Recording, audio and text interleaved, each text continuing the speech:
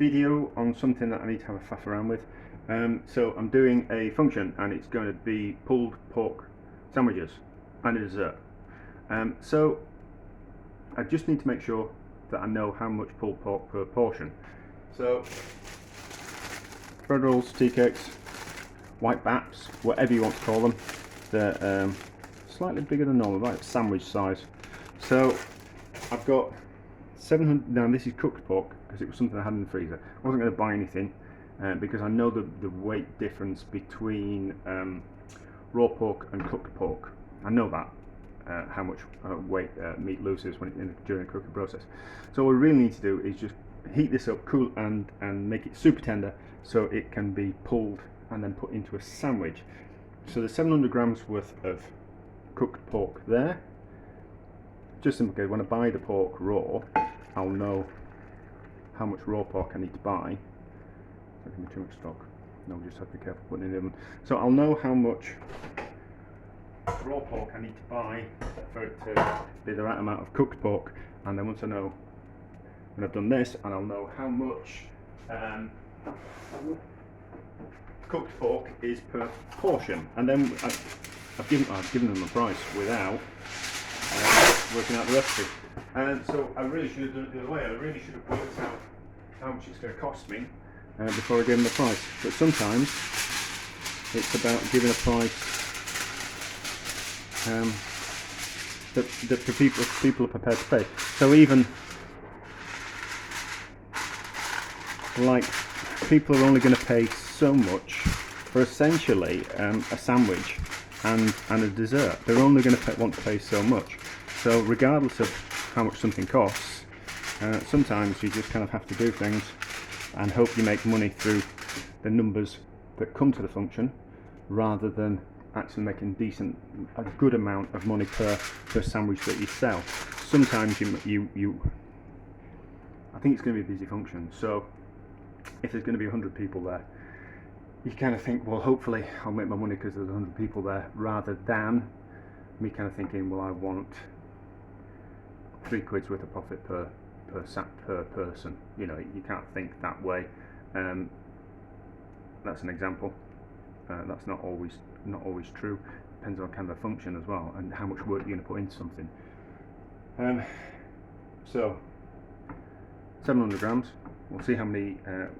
Cook it down, get it really fork tender, and then we'll see what it's going to be like. I'll have it for my dinner. And then we'll kind of work out how many kind of portions and what kind of rough idea of profit I'm going to make on the function. What else was I going to say?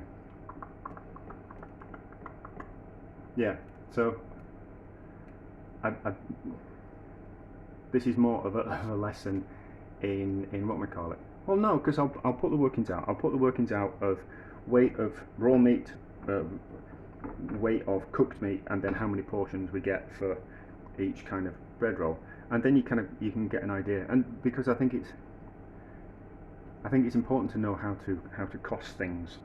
I look at the way some people cost menus, and I think to myself, like, you're not making any money with that dish at all, the way you've costed it. Or I look at some dishes and I think you're really charging far too much money for that. That's an obscene amount of money you're charging for something that's very simple and made, doesn't take much preparation. So it's kind of a bit of a lesson in that.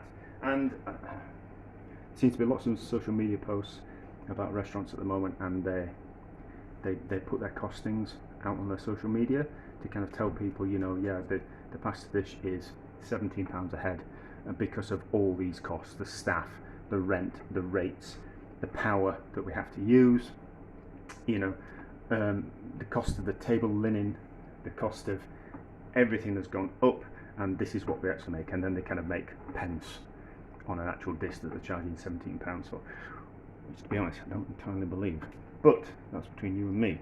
Anyway, so I'm waffling, but hopefully what I'm waffling about might be of interest. It's had a good 3 hours of this, so it'll be super tender by now. It was tender before, but it'll be even more tender now.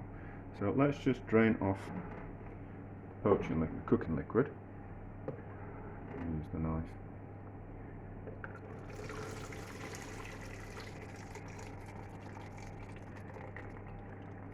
let's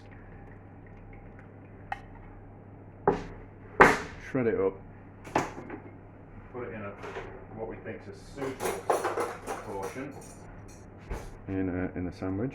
So yeah, and that's lovely and tender, isn't it? I think pulled pork, what would I use? This is shoulder. I think shoulder's nicer than leg. Leg's cheaper. I think people would be tempted to use the pork butt, wouldn't they? Which is the back of the top of the leg area. But I think shoulder's nicer. Or the spare ribs, they would be nice. There's some spare rib chops. I think that'd be nice.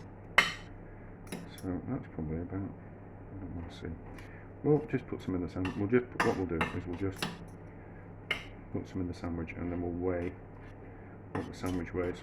Yeah. So I find with the shoulder that it's the parts of the muscle, they're not as long.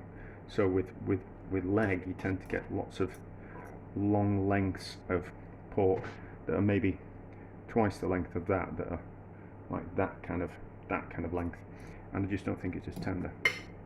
So that's that. Now we've got a bread roll. So I've got my scales just next to the.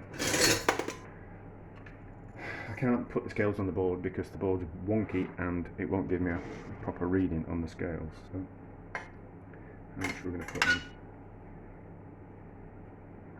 That seems like a suitable amount of pork for a pulled pork sandwich, doesn't it? So what does that weigh?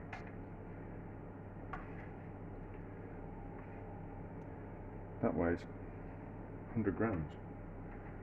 Well, that's a decent portion, isn't it? So that's 100 grams. So what have we got in the rest of there? So we might have lost a little bit through the reheating process. So let's just use that bit of tin foil and square that off, and then put these bits of pork on the tin foil and see how much they weigh.